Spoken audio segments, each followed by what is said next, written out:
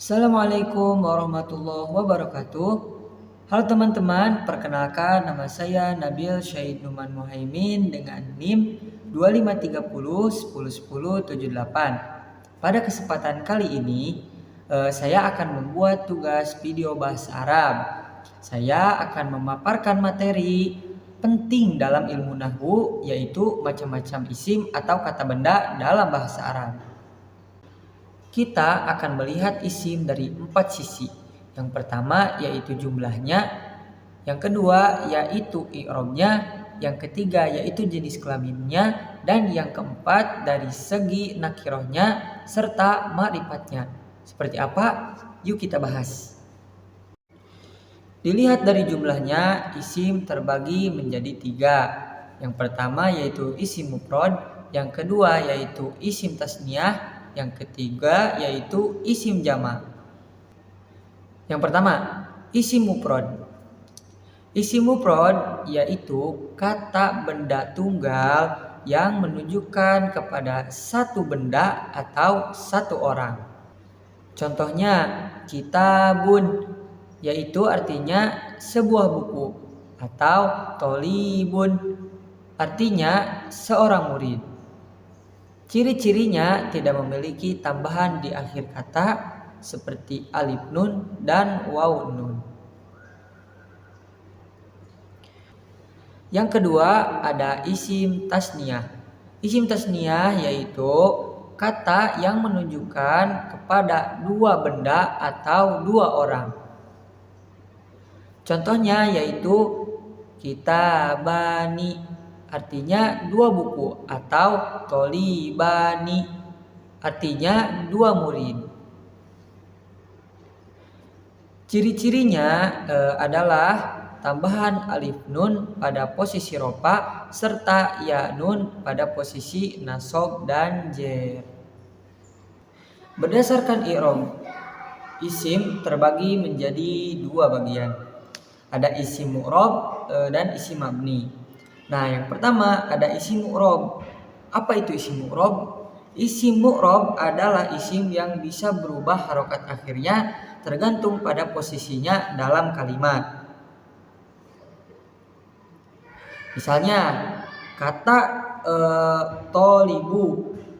Dalam kalimat ja'at tolibu berharokat domah karena berfungsi sebagai subjek atau rofa, berubah menjadi toliba dalam kalimat ro'aitat toliba karena menjadi objek yaitu nasab, dan berubah menjadi at-tolibi karena dalam kalimat salam tut-tolibi karena didahului huruf jer. Ini menunjukkan bahwa isim mu'rab mengikuti aturan perubahan i'rab sesuai fungsinya.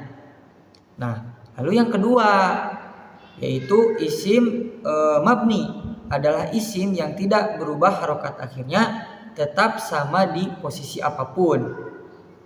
Isim mabni ini malah sebaliknya dari isim mu'rab. Isim mabni ini adalah kata benda yang tetap berharokat akhirnya dan tidak berubah walau posisinya dalam kalimat yang berbeda.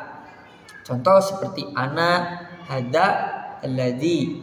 Harokat akhirnya selalu sama karena bentuknya sudah tetap atau baku dalam struktur bahasa Arab. Oke guys, lanjut ke pembahasan yang ketiga. Dalam bahasa Arab, isim atau kata benda dapat dibedakan berdasarkan jenis kelaminnya. Menjadi dua, ada isim muzakkar, kata benda bagi laki-laki, dan isim muannas, kata benda perempuan. Yang pertama ada isim muzakkar, adalah isim yang menunjukkan makna laki-laki atau sesuatu yang dianggap jantan. Contoh rojulun seorang laki-laki, atau abun ayah. Selain manusia dan hewan, benda-benda yang tidak berjenis kelamin juga bisa dianggap muzakkar bila tidak memiliki tanda-tanda muannas. Yang kedua isim muannas adalah isim yang menunjukkan makna perempuan atau sesuatu yang dianggap betina. Contoh, imro'atun, seorang perempuan, atau baqaratun, sapi betina. Ciri-ciri isim muannas umumnya diakhiri dengan ta marbutoh, ya, seperti tholibatun, artinya siswi. Ada juga yang tidak memakai ta marbutoh tetapi tetap muannas karena maknanya menunjukkan perempuan, seperti Zainabun, artinya nama perempuan, atau Fatimah. Nah, itu juga nama perempuan sama.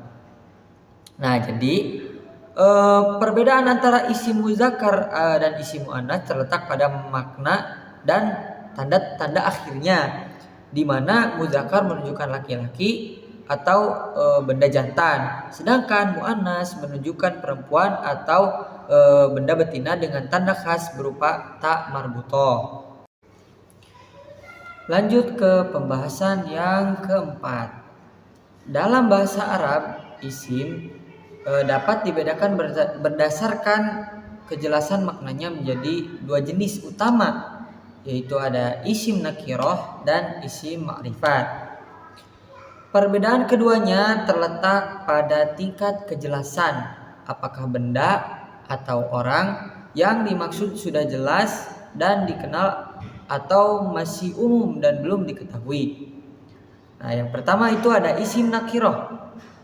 Isim nakiroh adalah kata benda yang menunjukkan sesuatu yang belum tentu atau belum jelas siapa atau apa yang dimaksud. Maknanya masih umum, bisa menunjukkan siapa saja atau apa saja. Contoh, rojulun, seorang laki-laki. Nah, kan itu tuh belum jelas tuh laki-laki itu tuh siapa gitu, kurang lebih seperti itu. Sama juga halnya kayak kitabun, sebuah buku. Nah, buku tuh buku siapa, buku apa aja gitu maksudnya. Nah, ciri-cirinya tidak memakai alif lam di awal kata. Dua, biasanya memiliki tanwin di akhirnya. Yang ketiga, tidak menunjukkan pada sesuatu yang spesifik. Kegunaan dalam kalimat isim nakiroh sering digunakan ketika menyebut sesuatu untuk pertama kali. Saat maknanya masih umum, belum diketahui lawan bicara. Contoh, ro'aitu rojula, aku melihat seorang laki-laki. Nah, itu tuh belum jelas kan. Nah, kurang lebih seperti itu. Lanjut ke isim ma'rifat. Isim ma'rifat adalah kata benda yang menunjukkan sesuatu yang sudah jelas atau sudah diketahui oleh pembicara dan pendengar. Contoh, ar-rajulu, laki-laki itu. Nah, berarti kan sudah diketahui laki-laki itu. Atau contoh lagi, Muhammadun, Muhammad. Nah, berarti jelas itu tuh nama orang gitu.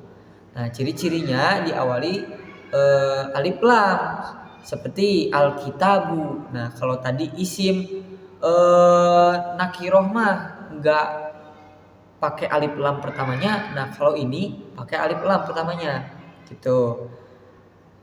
Atau termasuk dalam jenis isim yang secara makna sudah pasti atau dikenal meskipun tanpa alif lam.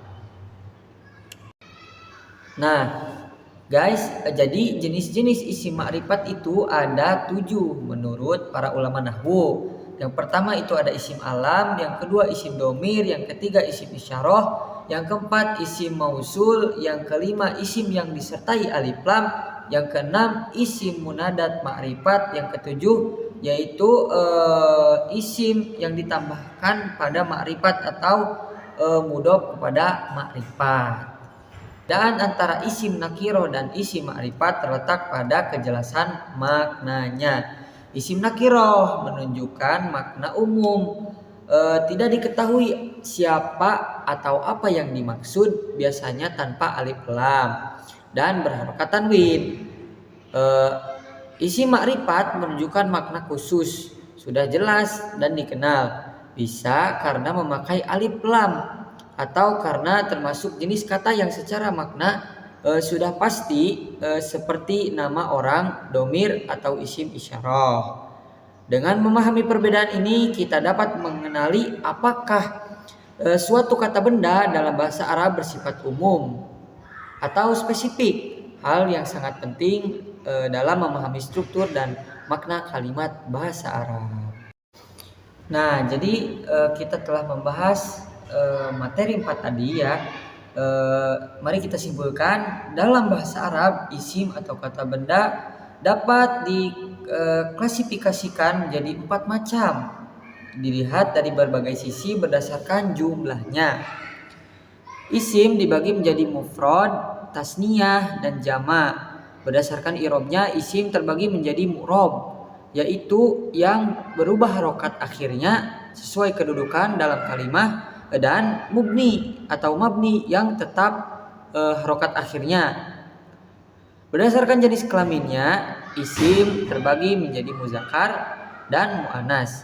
Sedangkan berdasarkan kejelasan maknanya, isim dibagi menjadi nakiroh, yaitu yang maknanya umum dan belum jelas, serta ma'rifat, yaitu yang maknanya sudah tertentu dan dikenal.